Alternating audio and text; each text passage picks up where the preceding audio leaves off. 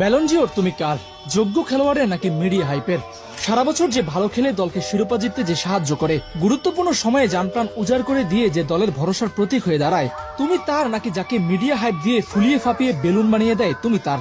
আজ রাতেই জানা যাবে 2024-25 মৌসুমে ব্যালন ডিওর জয় করবে কে সে ব্যাপারে। এখন পর্যন্ত যাদের নাম সবচেয়ে বেশি শোনা যাচ্ছে তারা হলেন Lamine Yamal, Ousmane Dembele, Raphinha, Mohamed Salah, Vitinha, পেদ্রিদের নাম।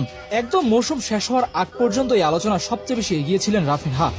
বার্সেলোনার জন্য রাফিনহা 2024-25 মৌসুমে যা করেছে তা এক কথায় রূপকথার মতো। এর আগের সিজনে নিজেদের হারিয়ে ফেলেছিল বার্সেলোনা, সেই বার্সেলোনা লা লিগা জিতেছে, কোপা দেল রে জিতেছে স্পেনিশ সুপার কাপ। চ্যাম্পিয়ন্স লিগে ইন্টার মিলানের কাছে যদি না হারতো তাহলে হয়তো এই শিরোপাটাও তাদেরই হতো।